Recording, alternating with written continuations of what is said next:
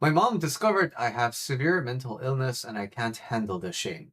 So this goes a little bit hand in hand with the topic that I talked about in the other video today. But the important thing when it comes to, discussing shame and talking about shame, in my opinion, is understanding that shame comes from a very human brain. So what do I mean about what I mean when I say this? A dog doesn't look in the mirror and feel a lack of self-esteem because their snout is not the right length. Or a squirrel doesn't feel self-conscious about the amount of acorns they have stored. We develop these big and good brains that are really powerful and capable of processing a lot more information. We have more advanced brains than our animal counterparts. Along with this really great brain, we have this side effect of discerning between good and bad. Now, animals also know good and bad. That's why they prefer to eat when they are hungry, because satisfying hunger is good. That's why cats like to lay in the sunshine, because it's warm, it's good. So they will do activities that seek the good behavior, right? But humans took that to kind of the next level.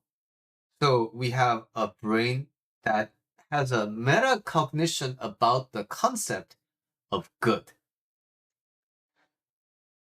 What this means is animals don't think about, oh my gosh, I don't have this thing, therefore I'm not in the good category, therefore I'm automatically bad in comparison. So if cats go to the sunshine corner and it feels nice, it's good. They don't feel bad about not being in the sunshine because they can't climb up or whatever, right? But we have this idea of the ideal self. We have this idea, and especially in this day and age, it's so easy to, think about it's so easy to get the information about what's ideal, right? Like, do I have the perfect chiseled jawline, speaking in terms of guys, right? Do I have a nice head of hair? Am I tall? Things like this. So, because we have such a rigidly well-defined idea of what's good, when we're not that, we are automatically that is what's responsible for the mechanism of shame. So, you have a mental illness. That is a fact. And like this person is saying, in my opinion, brains are like any other organ. I was born with a heart defect. It's not your fault. It's not my fault. Your brain wiring isn't your fault. Your parents may be blaming themselves, and so on. Right? So just like this is just how you are. I have Asian skin. I have black hair. I have brown eyes. I'm 5'10". I have celiac disease. This is just who I am. This is how I just came to be. This is who I am at this current moment. Now, the part that's a little bit different in this case, where where we have the shame involved, is we think that there is this ideal us that we need to be, the version of us that doesn't have the mental illness. And because I have the mental illness, like this gap, and the inability to accept this gap, the inability to take ourselves as who we are today, that is the mechanism of shame. That's what really makes us feel the shame.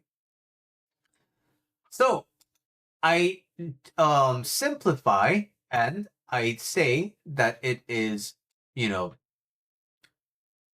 think, but it's a little bit more nuanced than that. When I talk about this stuff, it's easy to think like, oh, okay, so now I just need to think differently. No, but this stuff lives underneath the unconscious. So in the unconscious, there is a outside of your brain, what your brain thinks. Inside of your unconscious, there's a very rigidly defined version of who you ought to be. And that is likely closely resemblant of the version of you that your parents want you to be, right? But we have to understand that the version of us that we are today is the version of us that we have, regardless of what our parents want.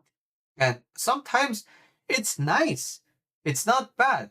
It is nice if we can be the version of us that we want, and also simultaneously the version of like us that our parents want.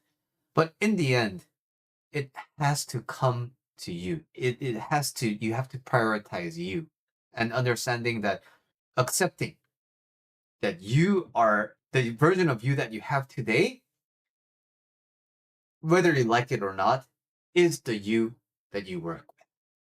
And so you are you. There's nothing to be ashamed of when you are just you.